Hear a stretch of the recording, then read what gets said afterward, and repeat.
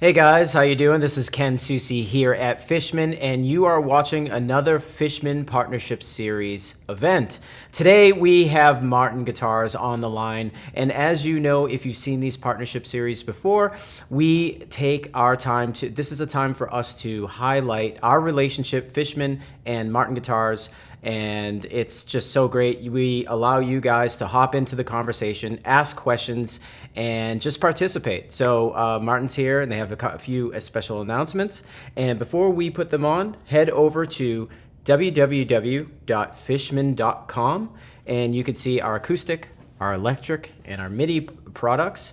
Any questions that you have, support, anything that you need Fishman related, it is right there. As well as now that we have Martin on the stream, you can head over to their website as well to see what they have that's new and exciting.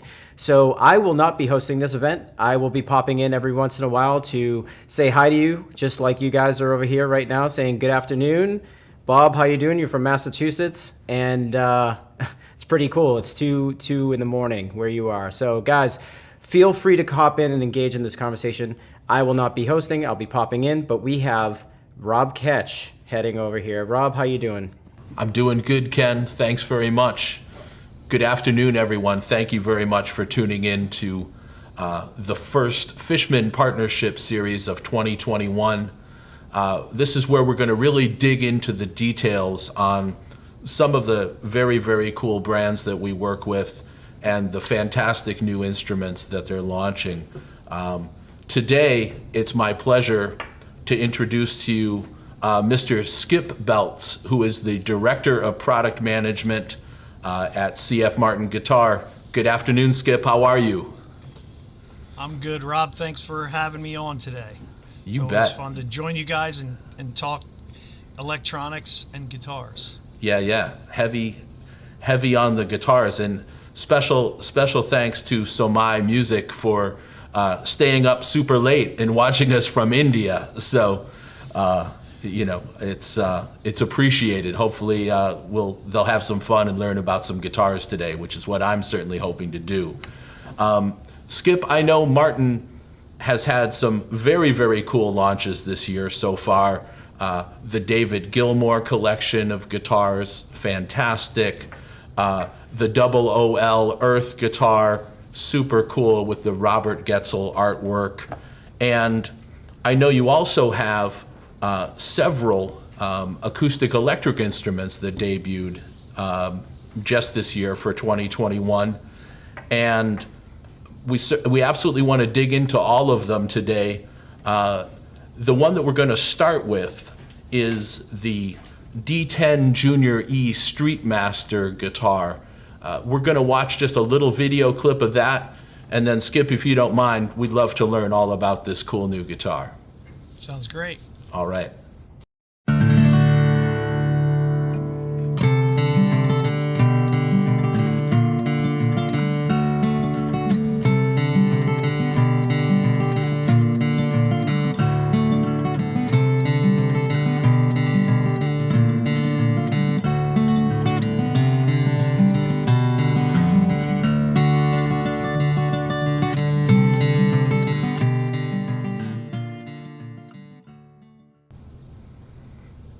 Excellent. That's a good sounding guitar. Skip, what drove the creation of the DJr-10E StreetMaster? I know you've got a tremendous amount of body styles and models, all of which do a very cool thing. What drove the decision to bring a StreetMaster edition into the D10 Junior series? So it's a great question, and we came out with the junior body size because people wanted something sort of in between that full size guitar and what were considered travel guitars. And this guitar, if you were standing behind, I think that was Craig Thatcher playing there and facing the other way, you'd think he was playing a full size guitar. It creates so much volume, and the tonality of them are really what we wanted to come out. And we've had so much success with the StreetMaster package. We launched that on the 15 series, and our juniors are popular, but we felt it was the right spot to transition that package, and the StreetMaster finish, that worn look is done in a way where, you know, when you get this guitar, you first pick it off the wall and you play it. First of all, you know, we're happy with the setup and the consistency with it, but they sound great. But more importantly, it sort of feels like an old friend, you know, that you've had around for a while. It just has that really good, comforting feeling when you first play it, like you've owned it already for 20 years. And this was something where we thought would fit nicely into the Junior Series, because basically they're Sapelli sides and back with a spruce top, and we do have them with a Sapelli top that looks like a Junior 15 series. For those of you that out there from Poland and Nebraska, thanks for joining us. In India, I see them coming in, and hi everyone. It was really about trying to put some choices into that lineup that were a little bit different, and it's not something you would expect that we would have done. And then, you know, you can plug and play. You can talk to us about the electronics, but it's stage ready. And I've been out and I see people performing with the Junior Series, and they sound great. Excellent. No, it's a very cool guitar, and I would imagine with the StreetMaster distressing and treatment, with very little finish on the guitar, I bet it breathes and sounds great. You know, very light, very thin finish probably on that guitar.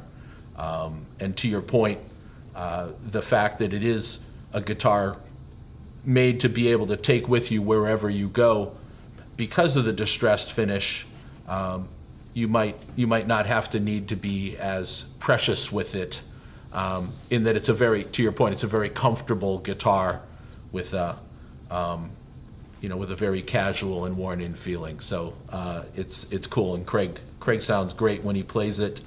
I will chat just for a minute about the electronics, and I also want to make sure that, and I want to say thank you to everybody that wrote in at the beginning of the live stream to say hello. We really do appreciate you tuning in. But this is an interactive event. So if you've got questions about Martin guitars or Fishman electronics, particularly these models that we're, thank you, Carolina, you know, that we're discussing, please fire them in and we'll get to them as quickly as we can. So this guitar, once again, the guitars we're going to talk about today are all acoustic electric models, and the D10 DJr-10E StreetMaster model is equipped with Fishman Sonotone electronics. And Sonotone is a really nice choice for this guitar, because you'll notice from a face-first shot of the guitar, you can barely see the electronics, right? They stay out of the way aesthetically, yet they're very accessible to the performer, and they're great sounding when you plug them in. So the Sonotone system has sound hole mounted volume and tone controls. We'll stay right on this shot for a second, back to the wheels there. And you can see the first control that you engage with your right hand is the volume control, and the second control is the tone control on that guitar. The tone control on this instrument is a treble roll-off, not quite as dramatic as it would be on an electric guitar, but it's a relatively subtle tone control, really designed to dial you in for different systems and different settings that you find yourself playing in. It is an active system.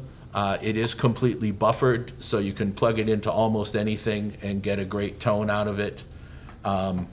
And once again, it's very important in all the guitars in the Martin range, even at the D10 series, that we stay out of the way aesthetically of the guitar and just give people that great functionality that they can use when they need it.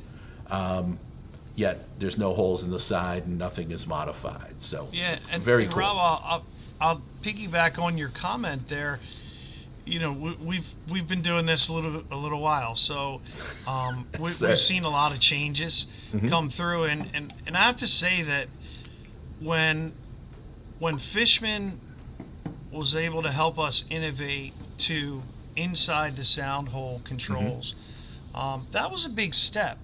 If you, and the folks out there probably know as well, we used to cut holes in the side up by the bout that's near your chest, and we transitioned. It took us a little while, but now it's almost a given that those electronics need to be packaged up, discreet, but still perform in the same way. And that was quite a transition. And now it would be heresy probably for us to do that. And I believe that our guitars are better in the long run because they don't have that extra hole that's really for all other purposes not necessary. Right. No, for sure. Hey, Skip, real quick question. Tony Green is stepping in, and he says, does this guitar come in different size nut sizes? No, it's a 1 3/4 nut width, and we have also transitioned. If for those of you out there that are Martin aficionados, I know Aaron Short. Hi, Aaron. I saw him jump in. Is the feedback we've been getting is that most folks want what they think is a more performing and slicker neck with the taper, and the 1 3/4 with all of the work that we've done to try to find that out was really the majority choice. And I've recognized here in the past 2 years that I think we need to proliferate, so we're looking at what we can do to try to easily offer that switch. It's a little difficult for us to do, and there are a lot of problems with that when it comes to inventory position and making sure you make enough of the right ones and not enough of the, not too many of the wrong ones. But it is important, and thank you for that question. Yeah, absolutely. I had a question a little further down on some of the other guitars, but the 1 3/4 inch nut width combined with the performing artist neck carve and some of the other things that you've done, it's tremendously comfortable. A lot of people might see 1 3/4 and think, wow, that sounds wide, but the contour of the neck and the way that it feels, it's a super comfortable spacing because you have plenty of room down at that first position, and yet it doesn't feel super wide like a classical guitar or anything. It's beautiful. It's very comfortable. And what we did, when most of our stuff, like in the 90s, was 1 11. Sure. And while that was, a little thinner at the nut, there was more wood meat down the neck. The barrel shape was fuller. So getting a little more width up at the nut and then cleaning that taper to be more precise in the way that your hand articulates as you go through the registers and get closer to the body, it feels more natural, and that was something that took us a while to get to. And we're recognizing, though, some people, there are people out there that still want to drive a 60s Mustang. Why? Because it's cool. Yeah. And some people are going to still want a full thickness. And you can go to our custom shop to get that, but we do recognize that there is a need and a void, and we want to try to find a way to do that. Yeah, it's great. I mean, I really do recommend that anybody gives it a try and plays it, because whatever preconceived preferences as guitar players we might have about what our favorite nut width is, it is so dependent on that neck shape. And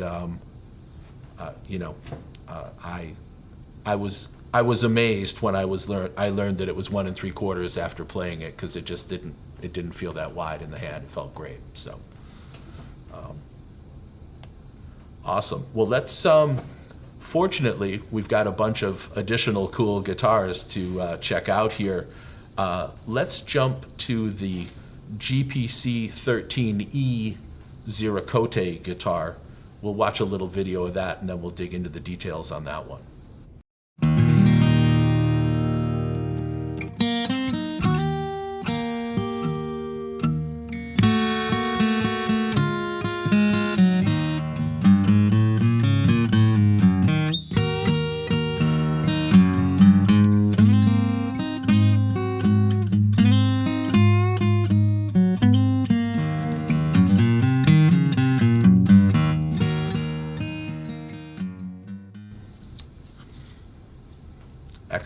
Well, Skip, tell us about this beautiful instrument.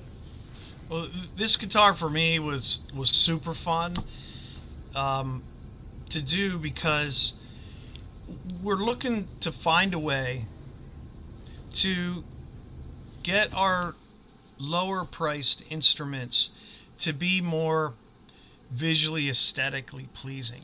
And I was able to travel with Mike Dickinson, who's our wood guy. He's been around the world. You might see him in our journals. And we picked all the wood out for this series that we were interested in doing. And every piece that I looked at was better than the last one. Yeah. I didn't, for these pictures, the picture that you just looked at, Right. I did not personally select what was the best piece. I went and grabbed one of the first ones that was done and got pictures taken, and I didn't have to look for the most beautiful one, because they're all beautiful. So that is a part of it. You know, I'll stay on the car reference. When you buy a car, you like a color. Sure. One more than the other. And when you see a guitar that just has so much beauty in the wood, and then you play it and it sounds great too, that's really important. And this is fine veneer, Zirconi, back and sides. And we also chose, and we tested it and made sure that we were thorough in using fine veneer by putting African mahogany, or kaya it is called, as the core. And it's two thin pieces of zirconi, one on the outside, one on the inside, and then a piece of kaya that is the core wood. And the responsiveness that we got from that, and the power in the bass, maintaining where you want to be with the middle, and having good treble response was important. And there are a lot of things that we learned through the process in doing that, which was important to get it right. A lot of people might say, oh, it's fine veneer. Give it a shot. Try it. I think you'll be surprised at how good it sounds, even compared to some of our, even like standard series. It certainly competes. It's impressive. And it's got a spruce top. It's got a rosette that sort of pops off the wall.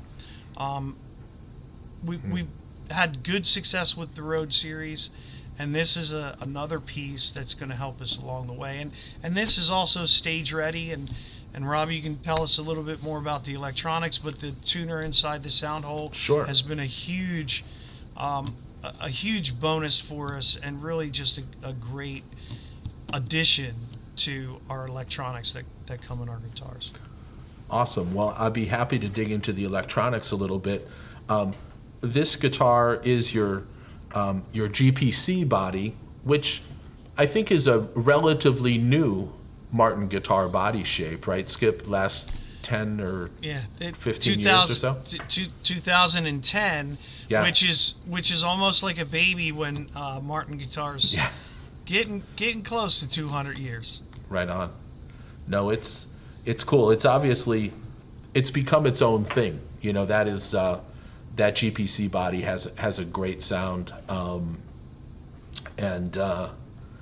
Actually, let's take a break before I dig into the electronics.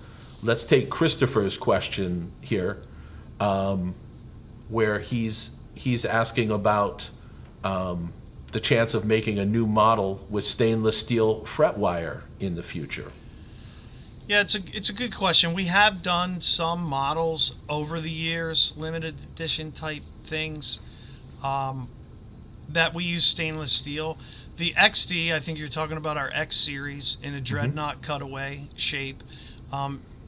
They are great guitars, great road tested guitars, durable, great for any environment. The stainless steel on those, we will stay away from. Stainless steel is really hard to work with, and when we're doing higher end guitars, custom edition type things that we do to try to show how we can expand in terms of our craftsmanship abilities, we'll add things like that just to polish it off. But in terms of models that we do a high number in a year of, stainless steel is probably not the best route for a number of reasons. It isn't just because it's hard to work with. We take on those challenges every day, and we find ways to work through it. But stainless steel doesn't always give you the best option depending on the wood choices that you're using to press it into the fingerboard. It's not always suitable.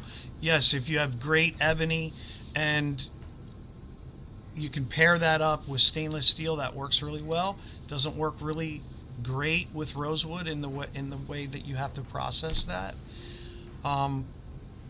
So yeah, good question, but you can get it in a custom shop.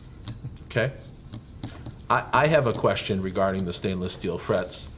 Skip, do you feel there's a tonal difference between a stainless steel fret and a nickel silver fret? There always is that debate, especially with, you put 10 guitar players in a sound room and ask them, they all have a different opinion, right? Yeah. We go through that all the time. I think yes, for the person that has perfect pitch, that really is in tune with their skill set, is a regular player, I think you can hear some subtle differences, but I wouldn't call one better than the other. Right. I think it's similar to when you go from a one body size to another body size. It's maybe not necessarily better. It's just what you're looking for in a particular. Maybe you're cutting a new album, or you just like to play on the porch, and it does what you like it to do from that standpoint. But it's subtle but noticeable, I think. Got it. And I would assume, like everything in a guitar, with a guitar, really being a system, that the sonic shift or difference, subtle difference that the stainless might have, has everything to do with the woods that you're pairing it with, and the sort of, the tonality of the guitar other than that, and then combine the direction that the stainless takes it. Yeah, if you can get mahogany, genuine mahogany with a spruce top, and use an ebony board on the neck, on a mahogany neck. Yeah. With a mahogany guitar, it really helps it to ring out all of its tonal properties, as opposed to when you use something like rosewood that has more bass in it. It tends to be a little bit over. I don't want to say overpowering, that's not the right word, but a little bit too exaggerated, because rosewood has different tonal properties than mahogany, and those are the choices that we try to make when considering those type of things. But stainless steel also has been used, and there's a reason why it's not used when you're making a lot of guitars. Understood. Excellent. Thank you, Skip. That is cool info. Absolutely. Electronics. The electronics on this guitar, the DJr-10E Zero Cote. This particular guitar uses the Fishman MXT system, and once again, this is a non-invasive system, and carrying that theme on. And in this particular system, we're going to go to the image with the volume and tone control in it. And so there we go, perfect. So that you can see from a straight on cross section, there's no visual impact whatsoever of the system. It allows the guitar, the aesthetic, the rosette, the wood choices, all to shine through and be whatever Skip and the Martin Guitar Design team want the appearance to be. What's great with this system is it goes further than the Sonotone. So here in the sound hole, you still have a master volume control. Nothing is more important than being able to control your level when you're up on a stage. But with this one, we went a little further on the tone control. So instead of being a simple treble roll-off control, this is actually our wide-ranging Fishman tone control. So when the tone control wheel is all the way counterclockwise, you've got a nice flat equalization coming out of there, a real straight sound of the guitar, accurately translated. As you start to turn that wheel in a clockwise fashion, you're moving multiple frequencies at the same time. So you're reducing mid-range and adding bass and treble in a continually variable amount. So with a single control, you can really dial that guitar in to your strings, your pick attack, your taste, the environment that you're in. You get a lot of flexibility out of one very simple control. And the great news is there's no bad sounds in the guitars. Those wheels can be anywhere. You can take it off the rack, plug it in. You're going to get a great sound, and you can very quickly get it to where you want it to be with a single, very simple tone control. And then a feature that Skip mentioned kind of in the run-up to this is that this is the MXT system, and T stands for tuner. And having a tuner on board the guitar is a tremendously useful feature, and we'll put the image up of that shows the tuner in the sound hole. There we go, that one right there. And what's very cool with this implementation is that tuners in guitars have been a thing for a little while because it is very useful, right? It's valuable to be in tune. It's valuable to always have a tuner handy, particularly if you're gigging and you want to go to an alternate tuning and need to change a bunch of strings. It's a great thing to have. However, with the Martin guitar directive of stay visually discreet, stay away from putting any holes in the side of the guitar, we came up with a system that mounts a tuner in the sound hole. So in this shot right here, this 3/4 shot, you can see that there is a digital chromatic tuner in the bottom of the sound hole. So it's visible to you as the player when you're in playing position, but the audience can't see it. And the other very cool thing is that there's a little push button switch on there that you can access with your thumb, and that engages the tuner and mutes your output. And muting your output is really valuable when you're tuning on stage. Unless you're Jimi Hendrix, nobody wants to hear you tune your guitar live and being on stage. And it's particularly handy if you are going to go from standard to dadgad or some sort of drop tuning.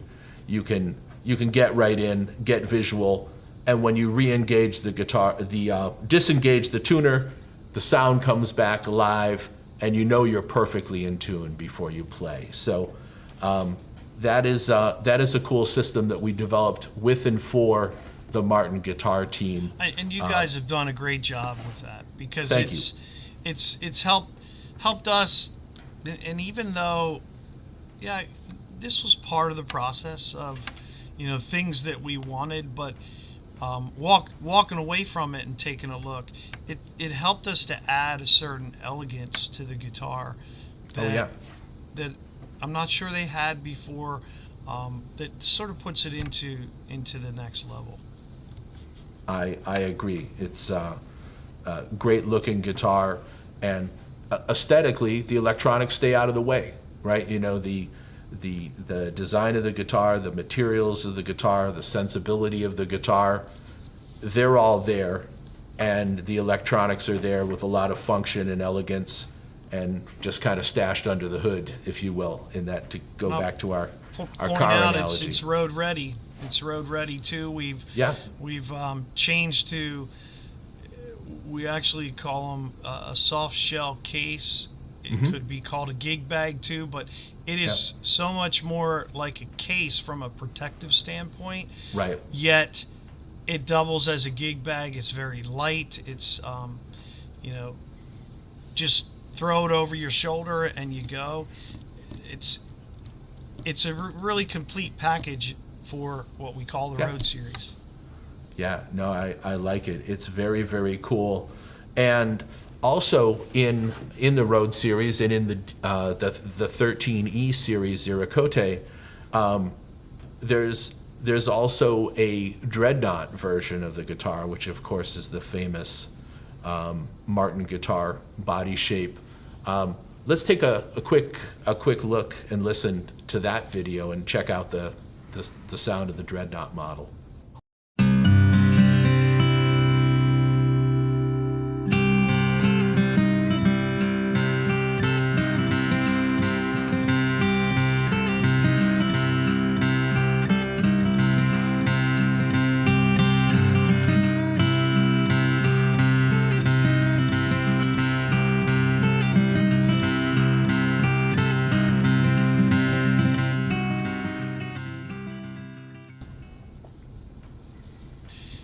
You have to believe me there, folks, that I really did not select ones for the picture. Every piece you look at is so amazing. But interesting, as I listen to that, and I've heard thousands upon thousands of Martins, and I never get tired of it. But if I was turned the other way and didn't know, you might think somebody was playing a D28 there, and I can say that without it being heresy, because what we're trying to do is even at our lower priced instruments, take note of what our guitars always have been, and continue to do that regardless of the price. We know that we need to get guitars at a lower value. These guitars, for the money, have a lot going for it, and I'm impressed at the sound and what we've been able to achieve. And that's not tooting our horn. It's that the folks on the manufacturing floor, everyone in manufacturing, and the entire company have a focus on quality, and you can see it in this instrument. It's, for $1,200 you're walking out with a great playable guitar, but also something that's going to turn some heads, not just because what it looks like, but also because of what it sounds like. And we're really proud of the job that everyone's done. Yeah, absolutely. And I mean, I would say that is something that Martin Guitar does a fantastic job with, which is maintaining that Martin Guitar DNA throughout all of the instruments. You were kind enough number of years ago when I was visiting, and you had just opened the museum, and you had just acquired the beautiful Prewar D45 that you have there, and you were kind enough to let me play it because you know that I'm a guitar nut, and it was a once-in-a-lifetime experience. And as I'm playing that guitar, I had two thoughts. The first thought is, wow, they really are this good. There's a reason that these guitars are the Holy Grail. And my second thought was, I'm amazed at how much of the DNA of that, incredible best of the best example, in my opinion, still translates throughout the entire range of Martin guitars. So that's my opinion as a guitar player. I feel and hear that in everything that you guys do. Thank you. Yeah, man. So a quick question about Mammoth. I couldn't read it fast enough. Okay. Yep. Yeah. So Christopher wants he wants the all the bells and whistles on our X series. I'm gonna have to take that one back and see what we can do there. Yeah. That is a preference. Those types of materials, depending on the wood choices, can be really good. And I want to just piggyback a little bit on what Rob said about the DNA. This guitar, we couldn't do two road series with such beautiful wood and not have a Dreadnought. I mean, that guitar right there, the Dreadnought's what we're known for. It's the tried and true. Notice the rosette's got a green abalone pattern rosette in it, because that is a little bit more traditional, as opposed to the GPC has a white mother of pearl pattern. And we did that on purpose because it feels more like what a Dreadnought always should look like. having a green abalone pattern, it might seem minor, but it does give a different aesthetic, and we wanted there to be choices out there. Obviously, if we get a lot of feedback, hey, can I get a Dreadnought non-cutaway with a white MOP? Yeah, sure. That's feedback that we want, and we always welcome that. And we do. I speak with customer service on a regular basis to get feedback from them. So always interested in your choices. You bet. Thank you, Skip. Well, once again, killer guitar. And I do want to mention, we've gotten some great comments and questions. I want to re-encourage everybody that's watching to tune in and check things out. Minor Al actually had written in just a minute ago, and he said that when we played the D13E Ziricote, that it sounded larger. And that's exactly the point. These body sizes are not just they're not decoration. They're functional, and there it is, and they're artistic choices. And certainly unamplified, or for certain styles of music, there's nothing better than a Dreadnought. There's a reason they've called them banjo killers, right? I've never heard that before. Is that it? Yeah. That was their origination, right? They were designed to be loud enough to either compete with or replace the banjo in the orchestra of the day. Wasn't that the thinking behind the Dreadnought? Yeah. If I remember correctly. Yeah. So they do sound bigger, and electronically, that guitar also features the MXT electronics. And the great news is that when you plug these two guitars in, they do not sound exactly the same, right? The electronics will translate the natural aspects of the instrument and put it through. So your Dreadnought guitar plugged in is going to sound bigger and fuller and deeper than a GPC, which might be more detailed and nuanced. So we're there to stay out of the way aesthetically and sonically communicate the message that the guitar is sending. So, Rob, I just want to pop in too. Yeah, sure, Minor Ken. was asking a bass-related question. I'm sorry, Yeah. I flashed it on the screen real quick. I thought you were referring to that. I was gonna cover that we have we have a bass in our 16 series, Oh, and nice. we just launched that at this not 2021 Anaheim virtual Anaheim NAMM show, but Right. in 2020, so basically Sure. 1 year ago, we launched our 16 series bass, and it has Rosewood back and sides, which a lot of the basses that we've done in the past were always Mahogany back and sides, or we've done a maple bass back in the 90s, but we try to always keep at least one or two in the lineup. They're not something that everybody aspires to own, but there is enough interest that it's important for us to make them. Nice. Very, very cool. Excellent. Well, we started small today with the D10 Junior E, and we do have one more guitar to cover today. We do want to absolutely encourage everyone to send in their questions or their comments. We really appreciate it. Ken mentioned up top, martinguitar.com. The folks at Martin, the marketing team, Mike and Mandy, they just redid the website. It looks amazing.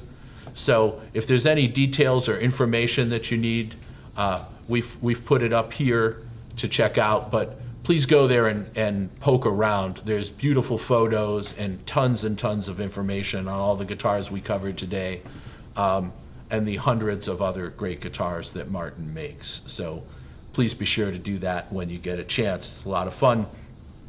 So I want to introduce the last guitar that we're going to be discussing today, the last new release for Winter NAMM this year, and that is the Grand J 16E 12-string guitar.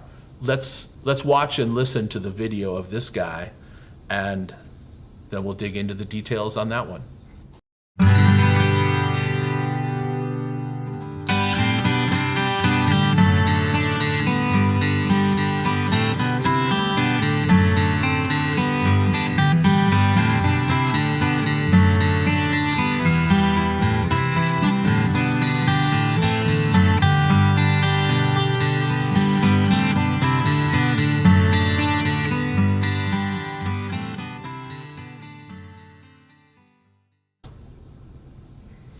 Wow. Wow. A lot of guitar. Beautiful, beautiful, beautiful East Indian rosewood on the back. I was admiring the grain on that one as it went by. And Skip, maybe you can tell us a little bit about this guitar and sort of the Martin guitar history with 12-string instruments and how we got to the Grand J16 E series. Yeah, there are a couple companies out there that are known for their 12 strings. We weren't always one of those, and you know, Tim Teal, he's our lead designer at Martin Guitar. You know, builder extraordinaire. Absolutely, He extraordinary. He's done an awesome job over the past 25 years or so that he's been in that role.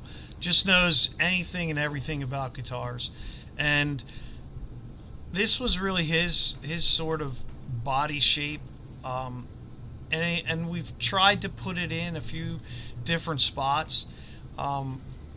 We need a 12 string. We're not known for them, but we do have requests. We want to show that we can be broad in the things that we can do related to flat top steel string guitars. So the other piece is with a 12 string, it's usually not your first guitar, and if you have a D28 that's close to $3,000, you might not want to spend $3,000 on a 12 string, or even more. Although you should if you have it. So you should if you have it. Rob. Yes, sir. So we do have one in our X series which can hit a lower price point, and we have one at the standard series level that hits that higher price point. We wanted to put one right in the middle for the person that wants a little bit more than is offered on our lowest price model, but not quite as much. And really what you're getting here is amazing. I'm going to tell a side story for a second. Sure, please do. During this pandemic, which was hard for all of us, I'm working from home except for the times that I need to go into the plant. But for the most part, if you're not physically making the guitars, we're working from home. So I've been getting a lot of the product shipped to my house to get some of the things I need to do to prepare for the show. And I had this 12 string.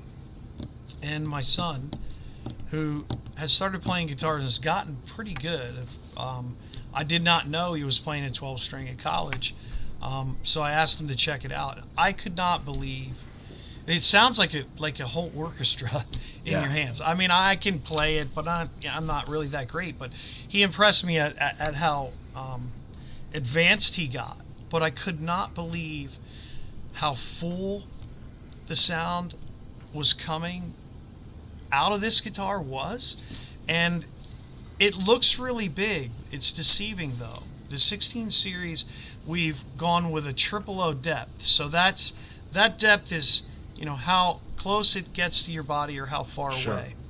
So since the body size is bigger, which is what we needed to really project and drive the 12 strings on the guitar the way we wanted to, we went with, it was Tim's idea to go with a bigger body, but we put the 000 depth, and it still feels comfortable. It's not too, lack of a better term, obnoxious feeling, because it is large. The sound is really large too. Sure. And it covers a lot of the perfection in the tonality that you want, and the way that it rings is just incredible. And this is one that I think that when people play it, they're gonna take a step back and go, wow, this is different than any 12 string that I've heard from Martin. And the D1228, the HD1228 is a really good guitar. Oh yeah. This rivals it. Yeah, it's a beautiful looking and beautiful sounding instrument. Once again, same approach with electronics here.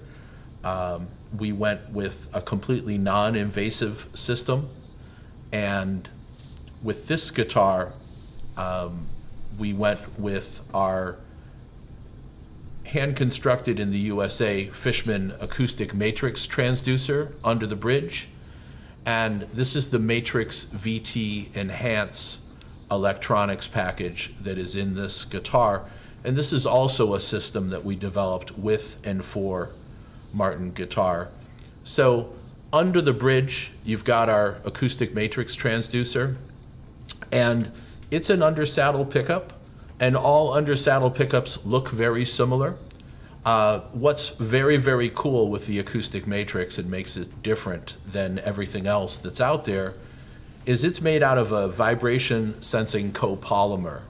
So it doesn't have the 6 individual piezo crystals. That gives you a much warmer tonality to the undersaddle pickup sound. You're welcome, Minor Al. It also translates dynamic range much better than all other traditionally built undersaddle pickups. When we're here at Fishman developing a product, we have 2 reference points for extreme use cases of pickups. So one reference point is Pete Townsend from The Who. Pete Townsend uses acoustic matrix pickups in his guitars, and he of course is famous for playing the guitar very hard, and that pickup needs to not fall apart, not distort, not go into a bad way when it's played with somebody that has that much dynamic in their attack. We're not lucky enough to have Pete Townsend in the building here with us every day. However, we have a great stand-in for Pete Townsend, and that's Mr. Larry Fishman. So Larry, who's an upright bass player, can and does play with a super aggressive picking attack, and he does it for the purpose of making sure that that pickup will perform in the most demanding situations. I play mostly fingerstyle for acoustic guitar, and my attack is not that hard, and I'll play something and think that it will sound good and it'll translate that, and then Larry will play it and really lay into it with an extra heavy flat pick. And at Fishman, we don't consider the product done until it can work in both of those environments. It's both sensitive and very, very strong and capable. So you can play the guitar like you play guitar. If you've got a heavy attack, go ahead, go for it. If you've got a light attack, it's going to translate all the nuance and detail. So once again, in the sound hole, you've got the volume control, you've got the wide-ranging tone control. Additionally, on that system, there is a phase switch, and it's a phase reversal switch, which is a great tool when you're playing live for fighting feedback. So it reverses the audio phase of the system, and if you turn that guitar up loud, it will play very, very loud, but everything will reach a point where there's going to be the first feedback node. Making sure you're in phase will help with that. And also the phase switch will ensure when you're playing at lower volumes that you've got the richest, fullest sound out of anything and everything you've plugged into. So what's cool with this system is, I mentioned this is the Matrix VT Enhance system. This system also uses our Enhance transducer, which is under the bridge. And this transducer has an independent volume control on the guitar, which is in the lower part of the sound hole. And what's great is that you can blend in whatever amount of this enhanced pickup you would like for your sound and your playing style.